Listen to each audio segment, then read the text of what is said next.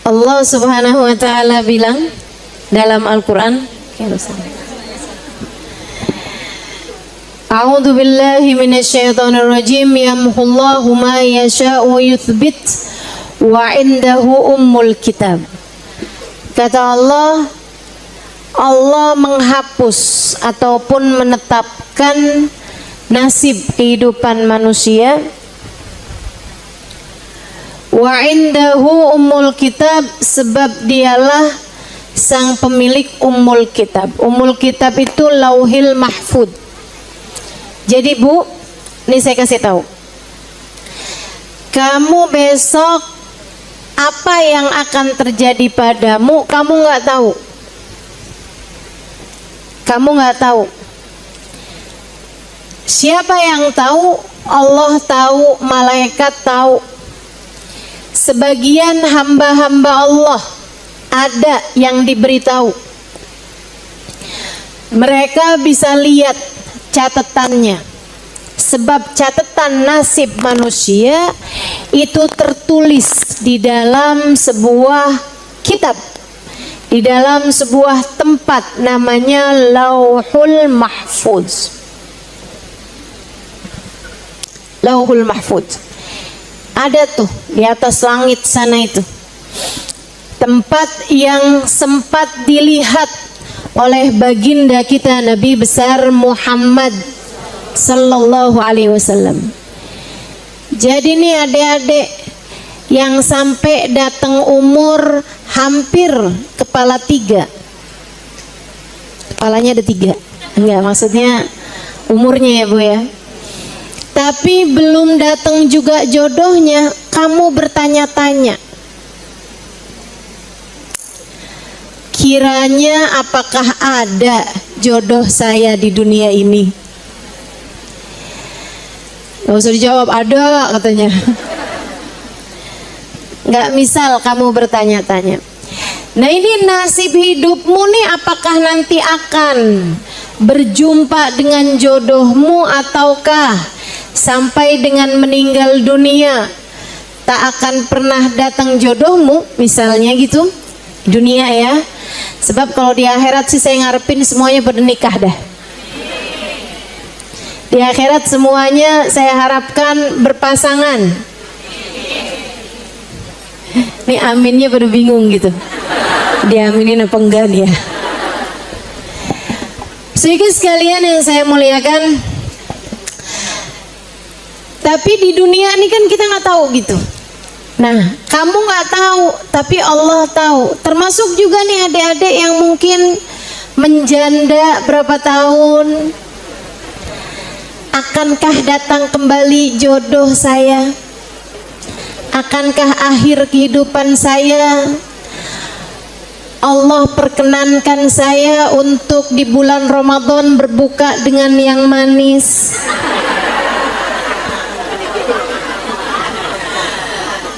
Itu kan kamu nggak tahu gitu. Siapa yang tahu? Allah. Siapa lagi yang tahu? Malaikat-malaikatnya Allah.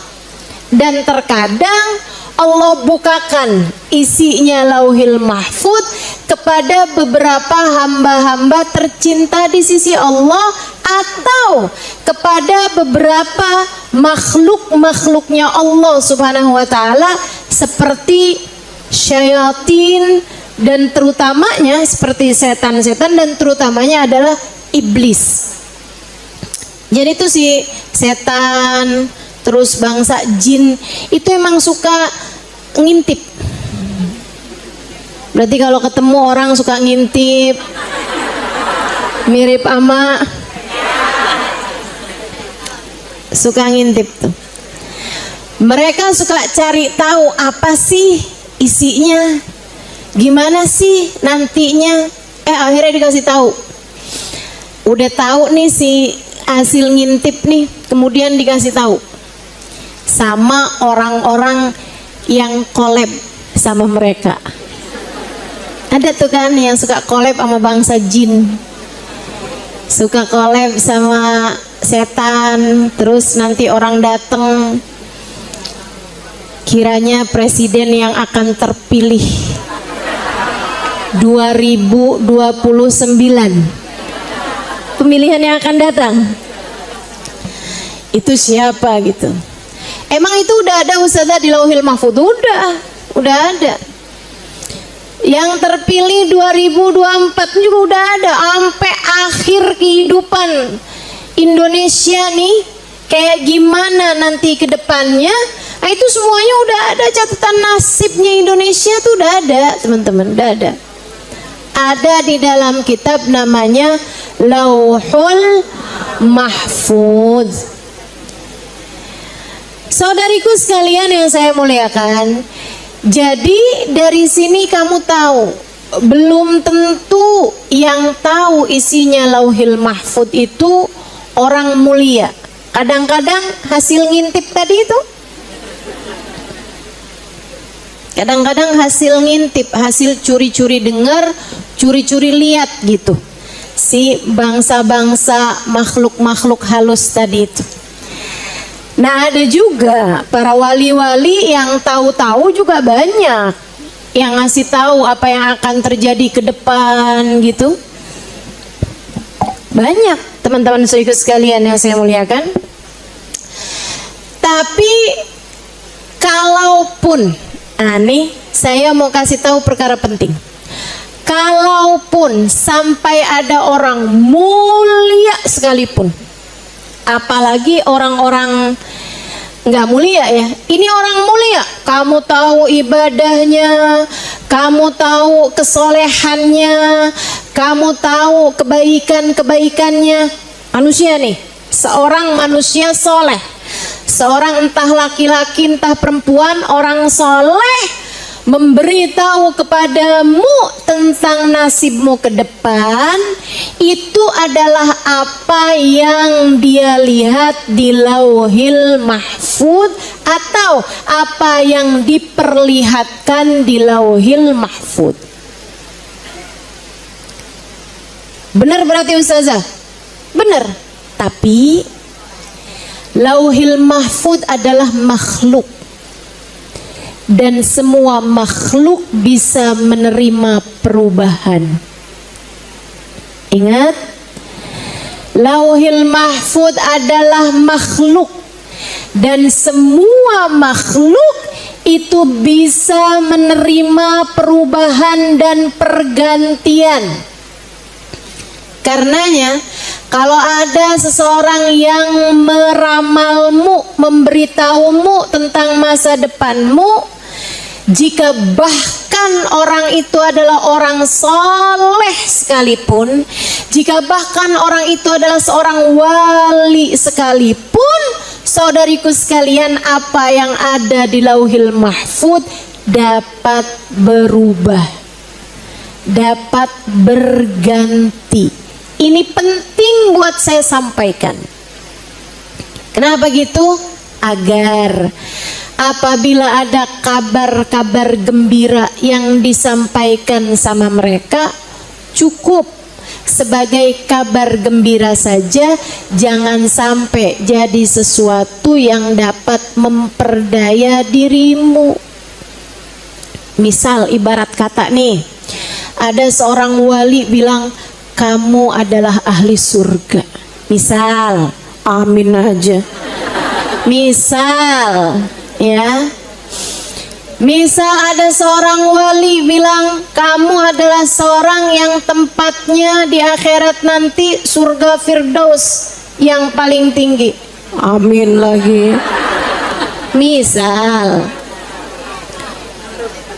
Walaupun emang kayak nggak pernah juga ya ada seorang wali apalagi gitu yang ngasih tahu kita hal yang seperti itu, tapi andai ada yang kayak begitu, itu cukup jadi kabar gembira aja, menunjukkan bahwa jalanmu sudah benar. Akan tetapi jangan membuatmu jadi terpedaya. Kayak yang maksiat berarti nggak apa-apa nih, nyolong duit laki kagak apa-apa nih, jewer-jewer anak gitu ya, ngata-ngatain suami gitu kan, ngata-ngatain orang gitu, kayak nggak apa-apa nih, udah surga ini. Jangan, Jangan pernah terpedaya, sebab seperti apapun ya, kayak apapun yang disampaikan sama orang soleh sekalipun, yang paling mentok yang dia bisa lihat adalah Lauhul Mahfud. Dan Lauhul Mahfud, sekali lagi saya ingatkan, meskipun ia adalah kitab berisi nasib kehidupan, tapi ia adalah makhluk, dan makhluk seperti apapun tinggi nilainya tetap aja dapat menerima perubahan sesuai dengan firman Allah yang tadi telah saya sampaikan. A'udzubillahi minasyaitonirrajim. Yamhullahu ma yasha'u wa yuthbit wa indahu ummul kitab. Allah dapat menghapus ataupun dapat menetapkan apa yang telah tertulis di Lauhul Mahfud. Allah bisa menetapkan ataupun menghapuskan apa yang telah tertulis di Lauhul Mahfud. Makanya saya pernah diceritakan guru saya, salah satu kiai di Jawa Tengah sini. Dia bilang ada seorang ahli tauhid, ahli ibadah pada Allah. Dia ibadah aja gitu. Ibadah aja dia. Satu hari dia datang kepada seorang kiai ahli ibadah yang ngerti ilmu tauhid. Kenapa kamu bisa harus beribadah kepada Allah? Karena Allah adalah zat yang semestinya diibadahi. Jadi dia bukan karena ngarep surga, bukan karena ngarep neraka, nggak ada apa-apa. Urusannya saya hamba, saya ibadah sama Allah, udah gitu aja. Diibadah aja gitu. Satu hari dia lagi bertemu dengan seorang kiai, seorang ulama. Ulamanya ini mukasyif. Nah, mukasyif ini adalah istilah untuk seseorang yang seringkali melihat apa yang tidak dilihat oleh orang pada umumnya. Ya, kamu ketika ngelihat muka saya, kamu nggak ngelihat apa yang ada dalam pikiran saya, bukan? Kamu ketika ngelihat muka saya nggak ngelihat apa yang ada di dalam hati saya, bukan? Saudaraku sekalian saya muliakan, akan tetapi ada orang-orang yang melihat muka seseorang bisa ngelihat apa yang ada di Lauhul Mahfudnya, bisa ngelihat isi hatinya. Wah, ini bahaya nih. Itu namanya mukasyif. Ada teman-teman, ada. Hamba-hamba tercinta di sisi Allah tuh ada tuh yang kayak gitu tuh. Mereka bukan hanya dibukakan. Nah, kalau yang ini nih, ini teman-teman saya sekalian enggak dikasih kecuali kepada orang-orang yang dicintai sama Allah. Kebanyakan dicintai sama Allah. Itu ya, bisa lihat penyakit-penyakitnya orang, isi hatinya orang gitu. Kenapa Allah kasih gitu sama seseorang? Allah tahu dia itu ketika ngelihat hamba-hambanya Allah udah enggak lagi beda sama dia antara ngelihat yang buruk sama ngelihat yang baik dalam pandangan kepada manusia. Makanya kamu jangan pernah mikir gitu kan, pengen tuh saya bisa tahu isi hatinya orang jadi nggak pernah ketipu kan. Ini enak kan, nggak pernah ketipu gitu kan. Nggak bisa gitu teman-teman saya sekalian, nggak bisa gitu. Saya sih kalau dibilang misalnya, Halimah kamu mau nggak bisa tahu isi hatinya orang? Ya Allah jangan sampai, Allah jangan sampai, Allah jangan sampai. Kenapa gitu? Kita nggak tahu isi hatinya orang aja susah buat husnudzon, susah buat baik sangka. Saya nih nggak tahu isi hatinya orang aja, kadang-kadang susah mau buat buruk sangka, masih dateng aja buruk sangka. Ini orang kayaknya ngantuk nih. Nggak apa-apa kalau ngantuk, bukan buruk sangka ya.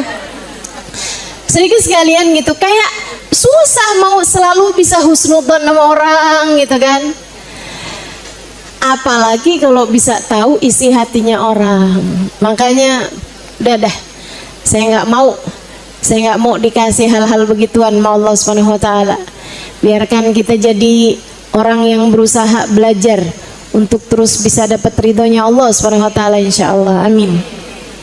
Akhirnya si kiai ini, ulama yang didatengin sama ahli tauhid tadi ini, abid mukhlis khalis lillah, dia ibadah pada Allah Subhanahu wa taala hanya karena ibadah kepada Allah. Si abid ini tadi datang di majelisnya seorang kiai. Kiainya begitu melihat, habis selesai majelis dia bilang, maaf sekali, saya ngelihat kamu nih orang baik banget, tapi saya sedih banget ngelihat lauhil mahfud kamu ketulis di situ kamu sebagai ahli neraka. Abid nih dikasih tahu kayak begitu. Serius sekalian saya muliakan, dia bilang begini nih, innalillah wa inna ilaihi raji'un. Bukan artinya wah musibah besar nih, bukan, tapi semua punya Allah dan hanya kepada Allah kita kembali. Dia bilang, kita kan cuman wajib ibadah ya kiai ya, ibadah mah ibadah aja. Allah mau taruhkan saya di mana itu haknya Allah Subhanahu wa taala. Ini keren nih, keren banget. Dia bilang, kiai, saya kiai lebih senang ditaruh di neraka dalam keadaan taat. Hidup saya taat, Allah kembalikan saya ke neraka, saya nggak apa-apa, daripada Allah masukkan saya ke dalam surga sementara hidup saya bergelimangan dengan dosa dan maksiat. Saya bayangin hidup di dunia penuh gelimang dosa dan maksiat. Andai seperti itu, kemudian saya dimasukkan ke dalam surga, dengan muka seperti apa saya menghadap Allah Ta'ala.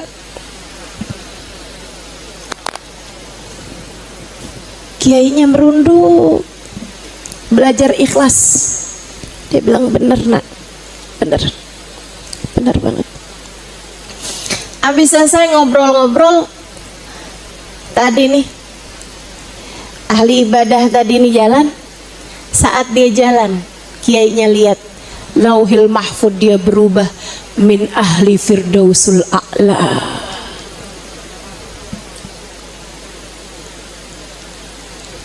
Isi lauhil mahfud biarkan tetap jadi rahasia. Rahasia Allah Subhanahu wa ta'ala. Nggak usah sok-sokan pengen tahu, saya ntar ahli surga apa ahli neraka ya. Udah nggak usah sok-sokan pengen tahu, biarin aja. Tugas kita ibadah kepada Allah, tugas kita cinta sama Allah, tugas kita mendekat sama Allah, tugas kita taat sama Allah, tugas kita hormat sama Allah, tugas kita syukur sama Allah. Itu tugas kita.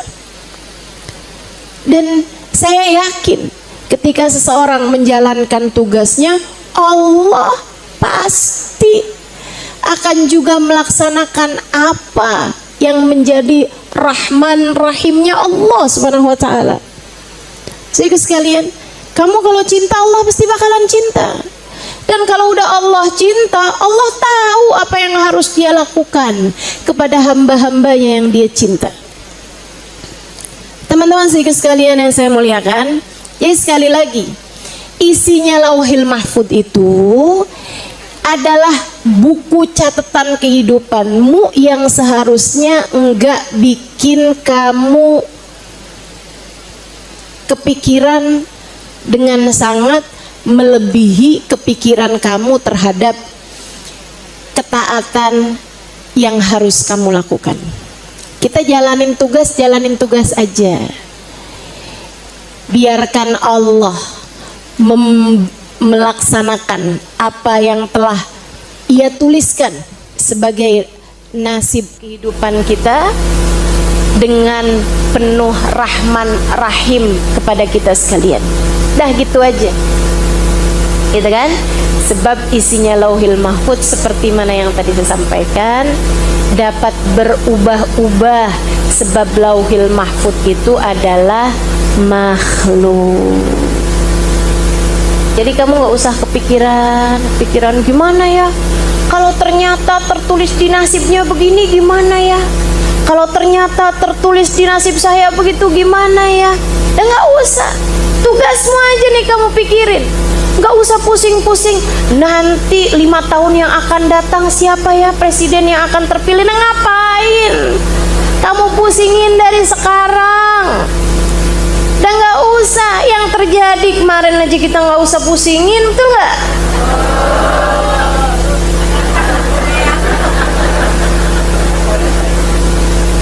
Bisnya kesel ustazah.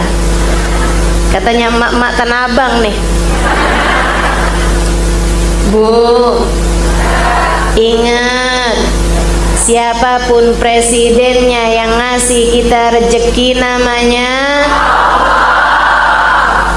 Ingat, yang ngatur nasib kita namanya. Ingat, yang ngasih sehat, ngasih sakit namanya. Ingat, pengendali kehidupan hanya satu namanya. Yang ngasih kita hidup, yang menentukan kapan kita mati namanya Allah. Nggak pernah berubah dari sejak presidennya siapa juga. Betul?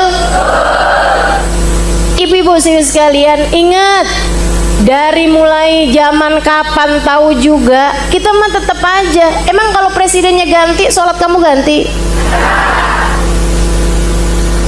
Dari dulu juga kayak begini. Emang ada yang kalau presidennya ganti saya nggak pakai jilbab dah? Ada yang kayak gitu? Nggak ada. Nggak ada urusan ibu-ibu sekalian. Kita jalanin taat, bismillah. Tapi ustazah nanti harga-harga naik. Ya nggak apa-apa naik, yang penting kita sanggup beli.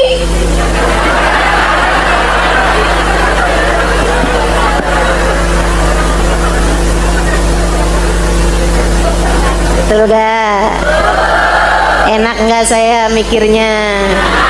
Enak. Mau siapa presidennya juga tetap aja Nabi kita, Nabi Muhammad. Jadi kalau buat saya sih, kalau tanyain presidennya siapa? Nabi Muhammad. Udah enak dah. Gitu ya. Kita mau ikutnya sama Nabi Muhammad aja dah. Dunia akhirat, ya kan ya? Nah, udah nggak terlalu banyak ngaruh kok. Bismillah, kita terus doakan. Semoga Indonesia diberi kedamaian. Semoga Indonesia senantiasa dalam pandangan kasih sayang Allah. Semoga kita dan anak-anak kita dijauhkan dari segala bencana. Semoga kita, anak-anak kita, keturunan kita dijauhkan dari segala dosa-dosa. Semoga kita dan seluruh keluarga kita dijauhkan kita dari bahaya narkoba, minuman keras, perzinaan, perjudian, riba, dan apapun aja dari dosa-dosa yang membuat Allah Subhanahu wa taala mungkin untuk murka kepada kita.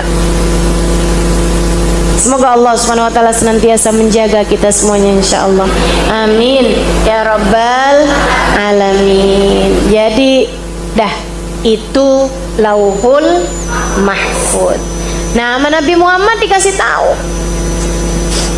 Sama Nabi Muhammad dikasih tahu.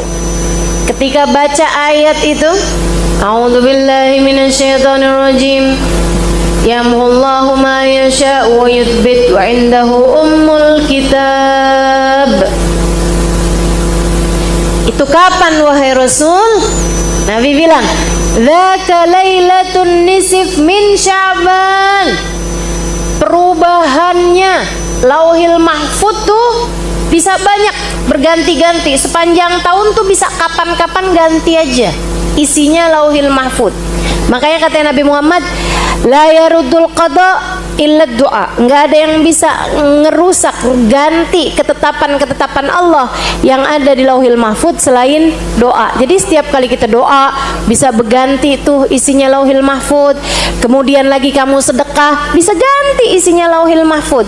Gampang ganti-gantinya teman-teman sekalian. Ada nih satu orang Nabi Allah Dawud alaihi salam ada di majelis.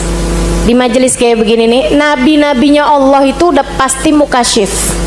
Ya, nabi-nabinya Allah semuanya mukasyifun. Semuanya bisa lihat apa yang nggak bisa dilihat sama manusia pada umumnya.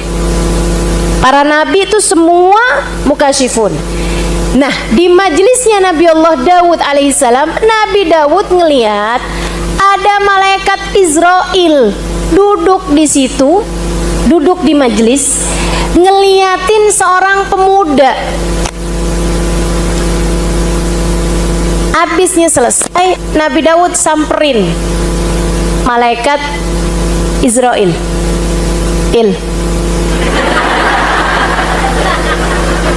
Habis bingung manggilnya, coba apa coba? Malai. Nggak enak banget ya. Kamu tadi ngeliatin pemuda itu mulu, kenapa? Kata malaikat Israel, iya tuh umur masih muda, tapi sisa 3 hari lagi aja. Hidupnya hanya tinggal 3 hari lagi aja. Oh, udah tuh. Dapat 3 minggu, Nabi Allah Daud ngeliat pemuda itu masih hidup. Itu apa salah apa gimana tuh ya? Malaikat Israel disuap apa gimana nih?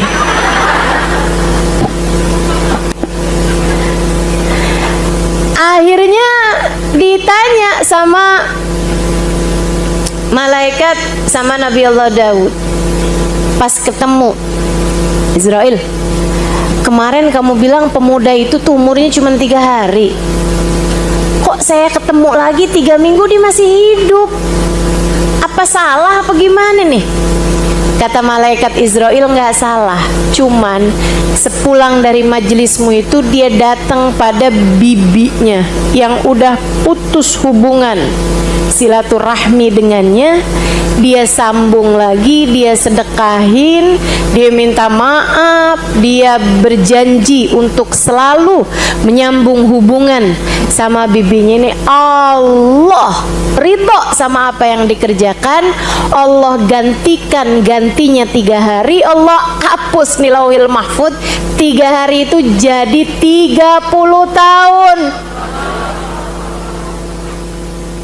Panjang bener, Masya Allah, Masya Allah. Jadi bisa ganti-ganti tuh lauhil mahfud tuh. Yang bisa ngegantiin lauhil mahfud macem-macem. Bisa sedekah kayak yang tadi saya sampaikan, bisa nyambung silaturahmi, ya kan? Bisa doa, bisa juga didoakan oleh orang lain. Sebab doanya orang lain tuh seringkali lebih mustajab. Karena nggak egois kan. Kalau doain diri sendiri kan banyak egoisnya kan, gitu. Nah itu jadi banyak hal-hal kebaikan-kebaikan yang bisa merubah isinya lauhil mahfud.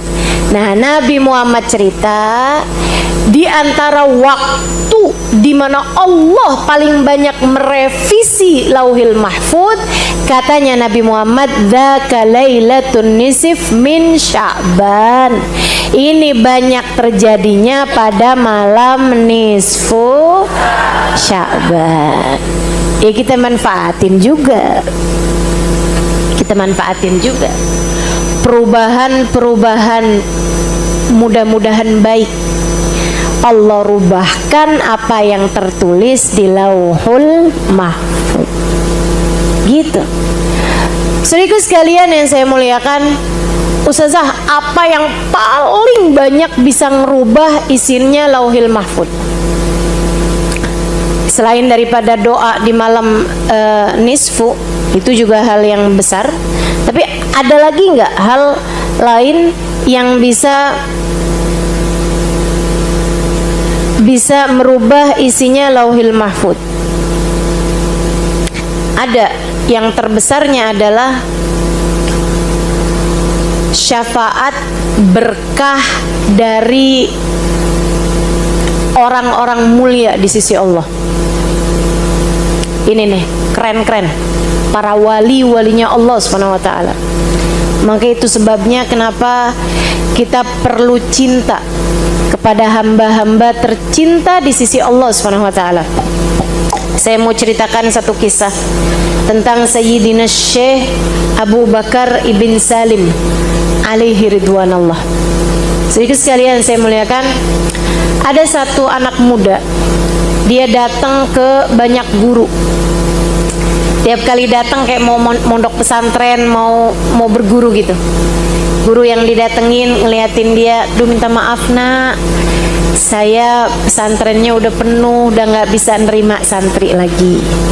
"Baik guru, pergi lagi." Terus datang lagi ke syekh yang lain, datang ngomong, "Saya mau belajar di sini." Syekhnya bilang, "Maaf nak, saya itu udah punya beberapa santri, lagi nggak mau nambah lagi sama santri yang lain, saya mau konsentrasi sama yang ini aja." "Ya baik guru." Datang lagi ke yang lain, begitu juga, semuanya nolak. Sudah datang ke sekitar 7 guru, semuanya nolak. Baratnya nih udah datang 7 pesantren nih, semuanya nolak dia.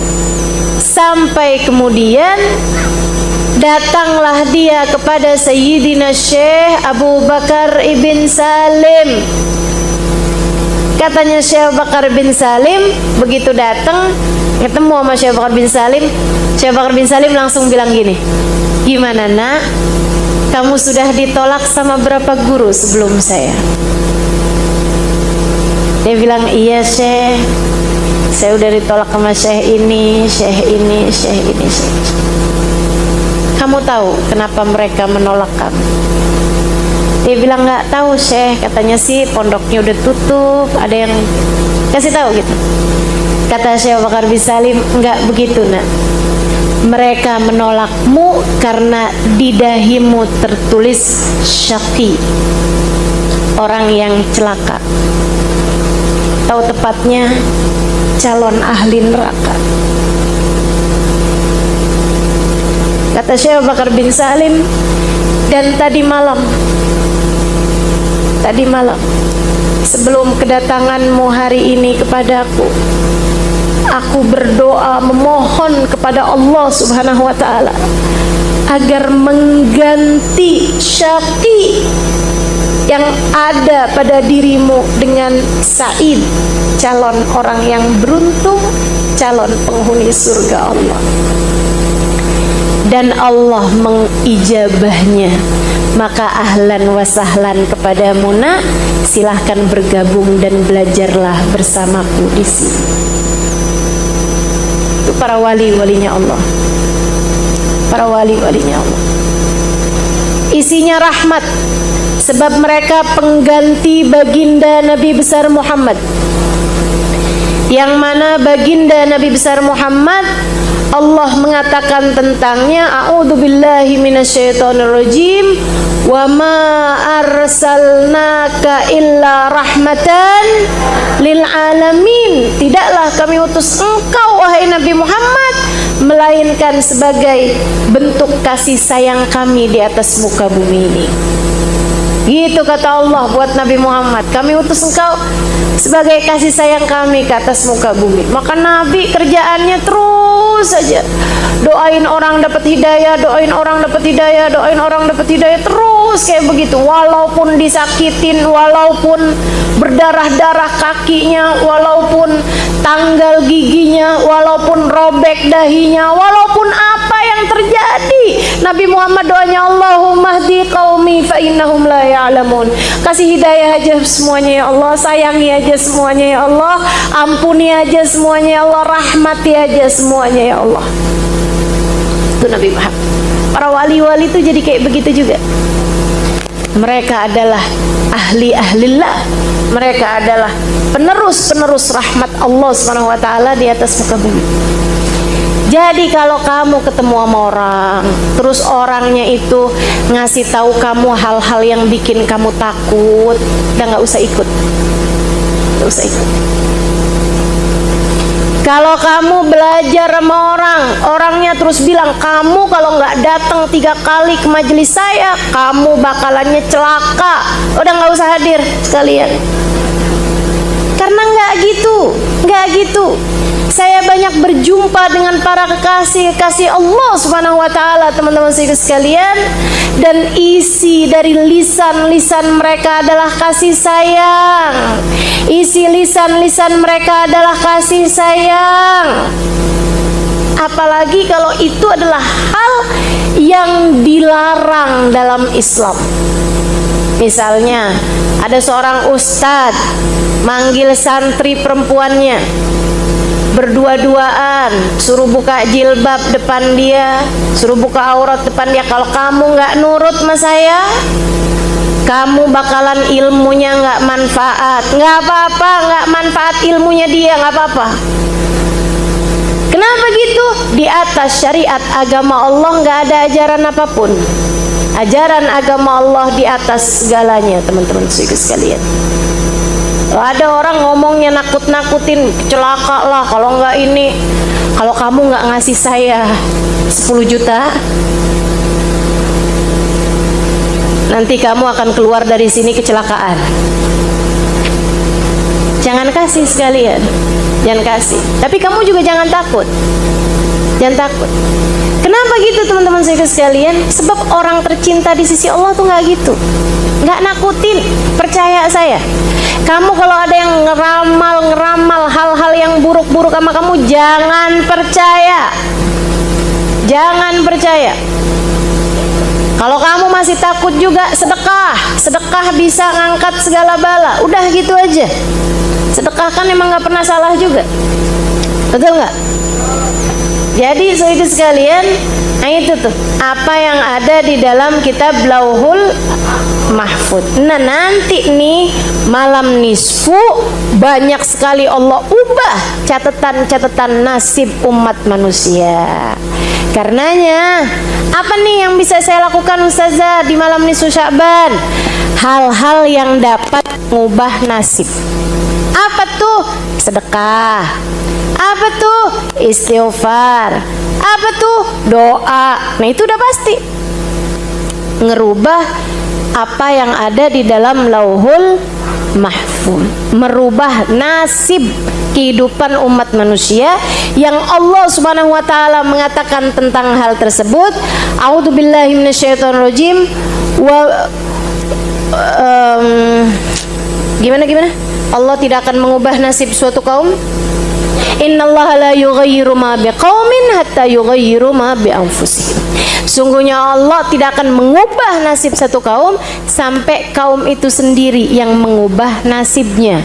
Artinya dengan kamu bersedekah, kamu sedang usaha untuk mengubah nasib. Gitu ya.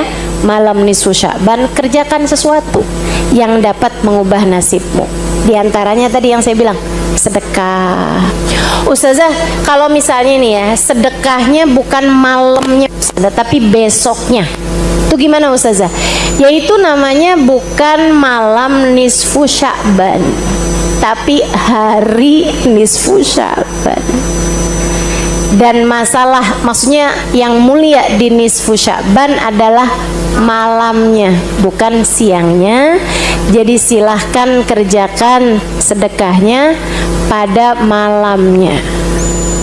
Sekarang kan udah gampang nih, enak, sedekah bisa di tangan ya kan. Ini bisa transfer lewat handphone gitu kan. Ama di Indonesia nih, saya ingat Hubaba Maryam, guru saya almarhumah Hubaba Maryam Al-Haddar, sudah wafat beberapa tahun lalu ya. Beliau tuh pernah bilang, enak nih Alimah, kamu nih tinggal di Indonesia nih nak, kamu mesti bersyukur nak, alhamdulillah. Kenapa emang Hubaba? Banyak orang miskinnya.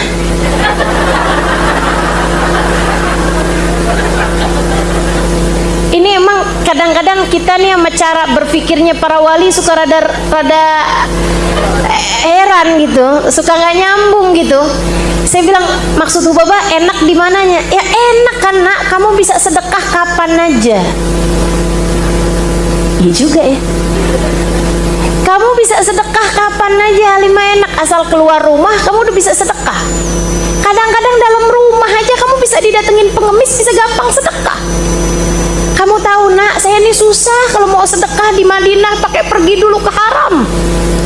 tanah haram gitu, pergi dulu ke Masjid Nabawi gitu untuk bisa bersedekah gitu, karena tetangga-tetangga semua orang-orang mampu semua, jadi mesti jalan agak jauh buat bisa bersedekah. Masya Allah nih ya, jadinya alhamdulillah gitu kan, malam nisfu Sya'ban jangan lewatkan sedekah tuh. Kemudian lagi jangan lewatkan apa tadi? Istighfar. Sebab istighfar itu juga gitu, kata Allah Subhanahu wa taala, wa ma kana Allahu liyu'adzibahum wa anta fihim wa ma kana Allahu liyu'adzibahum wa hum yastaghfirun. Allah tidak akan mengadab satu kaum selagi engkau wahai Nabi Muhammad bersama dengan mereka, dan Allah tidak akan mengadab satu kaum selagi mereka wahai Nabi Muhammad senantiasa beristighfar. Nah, itu ngangkat balak-balak istighfar, dibanyakin istighfar. Malam nisfu Sya'ban. Ama yang ketiganya, perbanyak doa. So ikut sekalian, nah untuk doanya diajarin sama para ulama-ulama kita. Wallahu a'lam, ada yang mengatakan marfu'an anin Nabi sallallahu alaihi wasallam. Ada yang mengatakan ini juga marfu'an tuh ya, kayak nyampe gitu sanadnya ke Nabi Muhammad. Ada juga yang mengatakan nggak nyampe ke Nabi Muhammad, akan tetapi ini amalan dari para sahabat. Ada yang mengatakan amalan dari para tabi'in, ada yang mengatakan amalan dari para ulama.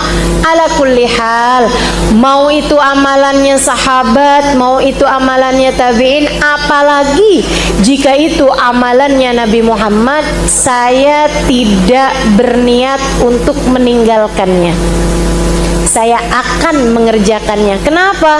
Semuanya sama-sama perlu buat ditiru. Jika itu amalannya ulama, ya kita perlu niru dong sama ulama. Jika itu amalannya sahabat, ya kita perlu dong niru sahabat. Apalagi jika itu adalah apa yang diajarkan oleh Nabi Muhammad. Anda ini nggak diajarin sama Nabi, nggak diajarin sama sahabat, nggak diajarin sama tabiin, tapi diajarin sama guru saya. Dan sesuatu yang diajarkan itu adalah sesuatu hal yang bagus. Kenapa nggak kita kerjain? Betul nggak? Nih ibu-ibu nih, misalnya saya nih bu nih, saya ngajarin sama ibu-ibu nih, bu, ibu nanti ya bu ya. Ibu gimana kalau misalnya ibu setiap kali keluar dari rumah, orang miskin pertama yang ibu lihat, ibu sedekah. Itu ibu nggak pernah denger selain dari saya, Halimah Lidrus. Ibu-ibu kira-kira pengen kerjain apa nggak kerjain? Pengen kerjain. Kenapa gitu? Soalnya yang saya ajarin barang bagus. Lain kalau yang saya ajarin, bu, ibu ya, nanti setiap tanggal 10 ibu beli ayam, warnanya hitam, ibu potong darahnya, ibu cecer-cecerin depan rumah ibu. Nah itu ibu ngapain Ustazah? Kan begitu. Karena yang diajarkan bukan barang bagus. Ini yang diajarkan nih barang bagus, bu. Saya mondok 12 tahun, dari mulai pondok habaib di Indonesia, pondok kiai di Indonesia, sampai pondok habaib di Hadramut. Dan saya juga belajar juga, banyak dapat ilmu juga dari Sayyidil Habib Zain bin Smith di Madinah. Ini banyak nih ulama-ulama saya datengin, saya pelajarin ilmu-ilmu dari mereka. Sama bu, sama. Kalau malam nisfu Sya'ban ngajarinnya semuanya sama. Baca Yasin 3 kali. Semuanya sama ngajarinnya. Nah kan saya jadi yakin. Dan saya yakin juga nih ibu-ibu nih yang jalanin agama udah dari lama. Maksudnya yang emang dari kecilnya tuh lingkungannya tuh lingkungan beragama dengan baik gitu, hadir-hadir pengajian gitu ya. Nah saya tanya dah, dari ibu kecil biasa nggak kalau malam nisfu Sya'ban ngapain? Baca Yasin. Malahan yang ibu dengar nggak boleh baca Yasin malam nisfu Sya'ban, itu bid'ah. Dengernya udah lama apa baru-baru bu? Baru-baru. Jadi kita tahu sebenarnya mana yang baru. Yang baru tuh dalam bahasa Arab bid'ah. Jadi kita tahu mana yang baru gitu kan. Yang baru tuh yang bilang bahwa baca Yasin malam nisfu Sya'ban itu adalah baru gitu. Dia nih yang baru malahan. Jadi sekalian saya mulaikan. Jadi semuanya ngajarinnya sama, baca Yasin malam nisfu Sya'ban. Dulu Mbah Mun, Kiai Haji Maimun Zubair ngajarin sama. Dulu Habib Hasan Baharun di Darul Qawadawah ngajarinnya sama. Kita tiap malam nisfu Sya'ban baca Yasin 3 kali. Abah saya dari sejak saya kecil ngajarinnya sama. Kemudian saya belajar di Daruz Zahra Tarim Hadramut, Habib Umar ngajarin sama. Orang setarim ngajarin sama. Malam nisfu Sya'ban baca Yasin. Habib Zain bin Smith ngajarin sama. Madinah sama, semuanya sama. Baca Yasin 3 kali.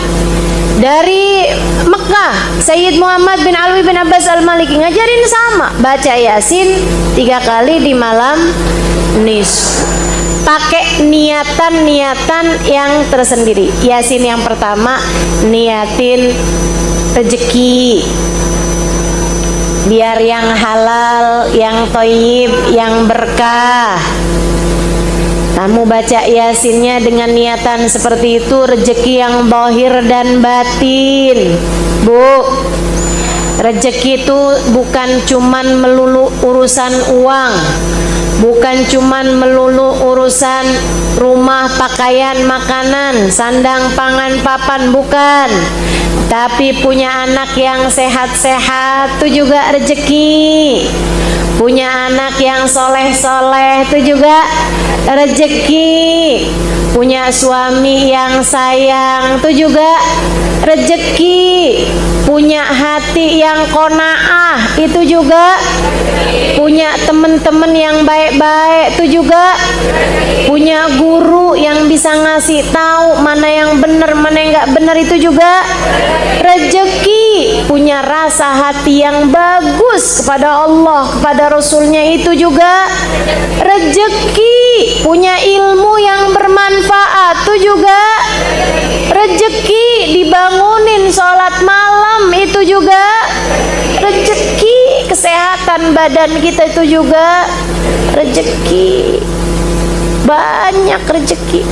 Jangan cuman urusan uang aja yang kamu minta. Rezeki zahir batin, rezeki dunia, rezeki agama, semuanya kita minta pada Allah Subhanahu wa taala. Kemudian yang kedua, kamu baca Yasin. Urusan umur, ya, urusan waktu. Biar kita nih sama Allah bisa dikasih kemampuan jagain waktu dengan benar. Jadi umur kamu jangan cuman minta umur panjang. Umur panjang sakit-sakitan mau? Umur panjang buat banyakin dosa mau? Umur panjang tapi hati sedih terus-terusan mau? Nggak mau. Makanya kita minta umur berkah. Umur panjang bahagianya. Umur panjang taatnya. Jadi yang panjang biarin taatnya. Umur panjang ibadahnya. Itu yang kita minta. Tapi kalau dosanya mah biar pendek aja, kalau perlu malah nggak ada. Tuh, sengsaranya biar pendek aja, kalau perlu malah nggak ada. Itu kita minta sama Allah Subhanahu wa taala. Umur selamatnya biar yang panjang, umur bahagianya biar yang panjang, umur manfaatnya biar panjang. Begitu kan? Kita hidup biar banyak manfaatnya buat orang lain. Itu yang harus kita minta pada Allah Subhanahu wa taala, bukan asal panjang umur. Bu, lebih daripada minta panjang umur, minta kemampuan ngisi umur. Minta kemampuan ngisi umur. Karena beda banget cara kita ngisi umur sama cara para wali-wali Allah ngisi umur. Beda banget. Saya kalau ngelihat guru saya, Hubabah Nur, Ummu Salim bin Hafid, Itu beliau, ibu-ibu saudara sekalian, ngisi umurnya pinter banget, pinter banget. Hidupnya maben ta'ah ila ta'ah, dari taat ke taat, dari ibadah ke ibadah, dari ilmu ke ibadah, ke hidmah, ke dakwah, terus gitu aja. Itu bu beliau. Satu hari saya bilang sama beliau, Bapak saya udah kasih tahu kok itu. Ada satu hal gitu, terus Bapak bilang, kamu gak kasih tahu sih Halimah dari jauh-jauh hari. Saya bilang, saya udah kasih tahu Bapak. Saya kirimin WhatsApp. Katanya Bapak, nah saya nggak keburu, Halimah saya nggak keburu buat buka WhatsApp. Saya dalam hari-hari kemarin ini garuk kepala aja nggak keburu. Ibarat katanya gitu, garuk kepala saya aja nggak keburu. Dan saya ngerti kalau beliau lagi ngomong kayak gitu tuh saya paham banget situasinya. Saya ngerti banget tuh situasi. Sehingga nggak membuat beliau nggak keburuan tuh buat ngeliatin WhatsApp, apalagi ngebuka scroll TikTok. Ya Allah, ya Allah. Coba tuh betapa gabutnya kamu punya kehidupan. Betapa nggak pentingnya kita menjalankan hari-hari ini yang kita kerjain. Bapak Nur itu tamunya kadang-kadang nyiapin sarapan buat 200 orang. Nih Ustazah Nabila nih tahu persis. Beliau tinggal bersama dengan Hubabah untuk waktu yang cukup lama. Itu ngurusin tamunya yang datang tiap hari. Tapi Bil, ratusan jumlahnya teman-teman saya sekalian, ratusan. Beliau sendiri yang ke dapur. Suami saya mau datang tamu 10, saya udah sibuk dari seminggu sebelumnya. Segitunya bukan masak, GoFood. Ya Allah, ya Allah, ya Allah. Emang beda banget caranya jalanin kehidupan nih antara kita sama orang-orang tercinta di sisi Allah Subhanahu wa taala. Dari mulai khidmah, beliau ngajar, beliau ibadah, beliau baca Quran, beliau tasbih, beliau berzikir, beliau. Saya berapa hari kemarin menemani beliau saat beliau sedang di Medan. Ya Allah, berasa remahan rengginang di Kalengkongguan. Sambil saya mikir, orang Indonesia harap bersabar. Jatahmu dari seorang ustazah hanyalah Halimah Lidrus. Mohon maaf, mohon maaf. Masya Allah, Masya Allah. Tuh, hamba-hamba tercinta di sisi Allah SWT, pinter-pinter jalanin hidupnya. Tahajud mereka iya, nerima tamu iya, khidmah sama suami iya, ngurusin anak iya, ngurus tamu iya, dakwah iya, nyari ilmu iya, ngajar iya, sholat sunnah nggak tinggal, ibadah semua nggak ditinggal. Masya Allah, Masya Allah. Kalau baca ratib tuh dulu tuh, kalau udah afdhalu dzikri fa'lam annahu la ilaha illallah gitu ya, dari 40 asalnya, 50 asalnya, lama-lama naik jadi 100. Baca la ilaha illallahnya tuh, lama-lama jadi 500, lama-lama jadi 1000. Saya bilang, la ilaha illallah, la ilaha illallah, la ilaha illallah. Panjang benar, Bapak nggak kelar-kelar. Saya bilang, Bapak, kemana? Saya bilang gitu. Kemati gitu. Saya bilang gitu, udah selesai nih Bapak. Kamu udah selesai? Iya Bapak. Berapa banyak? 50. 1000 Halimah. Loh 1000. Masya Allah, Masya Allah. Kita sibuk disuruh baca la ilaha illallah 1000. Hari kapan tuh Ustazah? Boleh nyicil nggak Ustazah? Masya Allah. Emang asli jauh banget kita sama para wali-walinya Allah dalam menjalani umur kita. Makanya saya kalau mikir-mikir minta umur panjang, ngapain? Dikasih umur segini aja banyak gabutnya. Dikasih umur segini aja banyak kita kerjain hal-hal yang gak manfaat gitu. Saudariku sekalian yang saya muliakan, kalau para wali minta umur panjang tuh saya masih kayak yang iya bener banget tuh, harus panjang umurnya, harus panjang umurnya. Karena kalau yang model-modelan, kamu minta panjang umur, ngapain?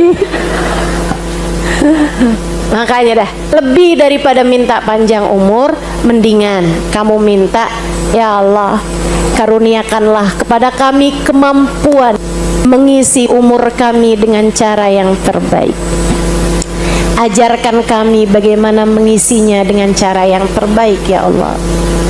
Biar panjang taatnya, biar panjang ibadahnya, biar panjang ilmunya, biar panjang dakwahnya, biar panjang manfaatnya buat umat. Amin ya rabbal alamin. Itu Yasin yang kedua. Nah, Yasin yang ketiganya teman-teman, kita minta sama Allah SWT, dan ini yang paling penting, hal yang paling saya takutkan, hal yang paling saya ngeri. Kita minta sama Allah dengan Yasin yang ketiga agar Allah anugerahkan kepada kita saat kematian kita tiba, kematian dalam husnul khotimah. Apa artinya? Mati dalam keadaan bawa iman, mati dalam keadaan bawa Islam. Ustazah kenapa ngeri? Ngeri saya. Kenapa gitu? Sebab belum tentu. Saudaraku sekalian yang saya muliakan, belum tentu. Guru kami Sayyidil Habib Umar bin Hafid, guru kita Sayyidil Habib Umar bin Hafid mengatakan, katanya beliau nih, banyak banget orang yang hidup di antara umat Islam, tinggal di perumahan umat Islam, berkawan dengan umat Islam, mati di lingkungan umat Islam, dikafani dengan kafan umat Islam, dimandikan dengan cara mandinya umat Islam, disolati di masjid-masjid orang Islam, dikuburkan di pekuburan orang Islam. Akan tetapi di dalam kubur dia tidak dianggap oleh Allah sebagai orang yang beriman. Di hadapan Allah ia tidak dianggap sebagai orang yang beriman. Tar di akhirat ketika Nabi Muhammad menggiring umatnya, dia tidak termasuk di antara mereka itu. Saudariku sekalian, jangan sampai kita menjadi salah satu di antara mereka. Tapi kan kita nggak tahu. Ini pesan yang dipesankan sama Nabi Allah Ibrahim kepada putra-putranya. La tamutunna illa wa antum muslimun. Jangan mati kecuali sebagai umat Islam, nak. Jangan mati kecuali sebagai orang yang beriman, nak. Siapa anaknya Nabi Ibrahim? Nabi Ishak dan Nabi Ismail. Nabi-nabinya Allah dipesenin sama Nabi Allah Ibrahim, jaga iman kalian wahai anak-anakku, padahal dia adalah seorang nabi. Artinya bahkan seorang nabi sekalipun, jika Allah berkehendak mencabut iman dari dalam hati mereka, apa yang bisa dia buat? Sebab kekuasaan Allah di atas semua itu. Jika bahkan kepada nabi aja begitu, bagaimana menurutmu kepadamu? Bagaimana menurutmu dengan kita, saudariku sekalian? Kita nggak pernah punya jaminan buat mati dengan membawa iman. Saya tidak pernah mendapatkan jaminan untuk mati sebagai umat Islam. Karenanya saya takut, saya ngeri, saya khawatir. Saya takut, saya ngeri, saya khawatir.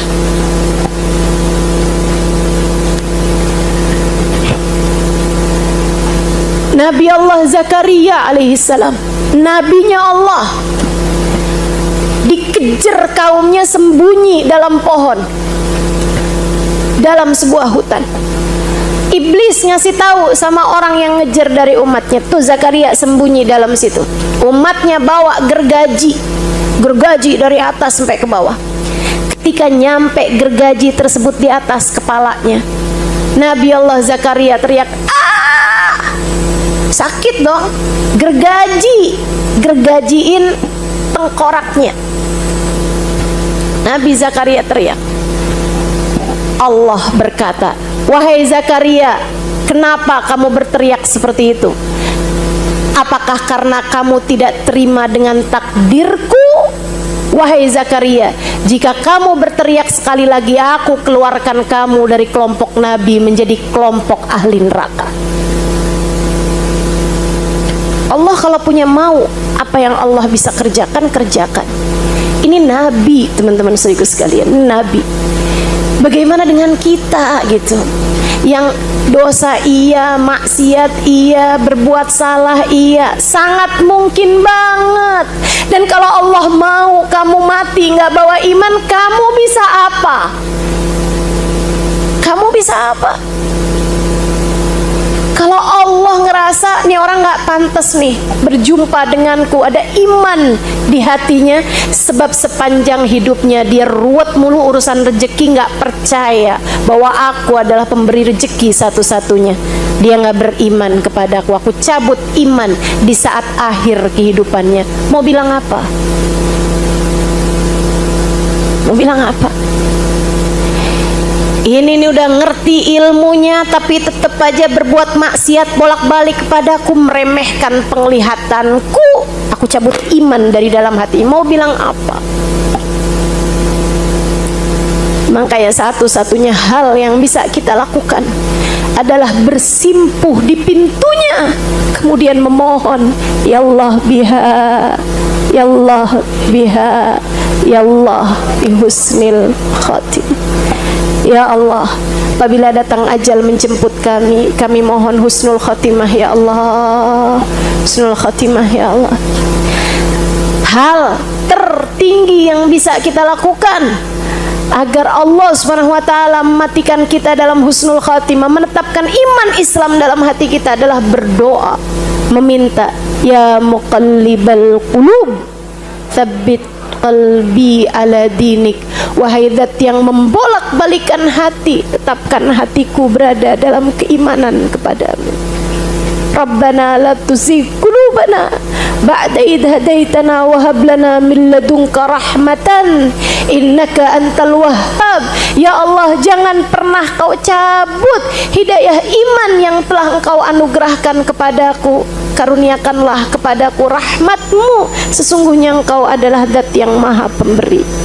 Kasihani saya ya Allah, kasihani kami ya Allah. Kami nggak punya apa-apa ya Allah selain rahmatmu yang kami harap.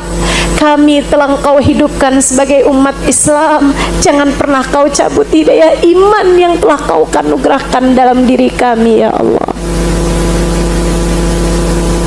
Minta dengan sungguh-sungguh di Yasin yang ketigamu.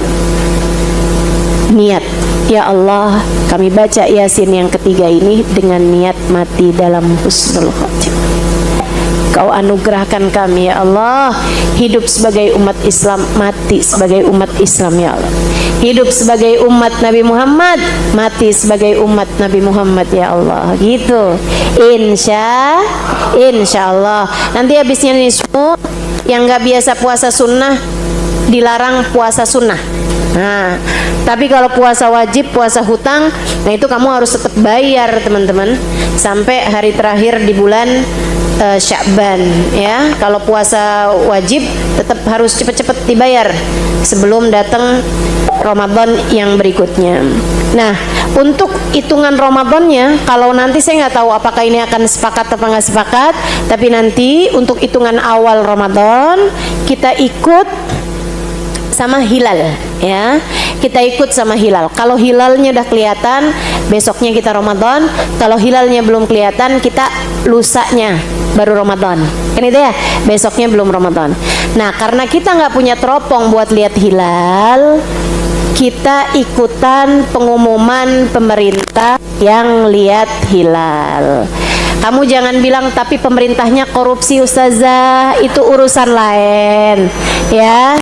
Kita akan tetap ikut pemerintah dalam hal ini karena mereka yang punya teropong. Jadi dikasih tahu, oh hilalnya belum kelihatan, ya udah kita nggak usah puasa. Kalau dibilang hilalnya udah kelihatan, kita baru puasa. Malam pertama Ramadan jangan lupa baca surat Al-Fatah. Inna fatahna laka fatham mubina. Kalau bisa di dalam sholat, di sholat sunnah ba'diyah isya misalnya, itu bagus. Tapi kalau nggak bisa, yang penting baca surat Al-Fatahnya di luar sholat pun juga nggak apa-apa. Inna fatahna laka fatham. Berapa ayat sudah? Semua ya, sekitar 2 lembar itu ya.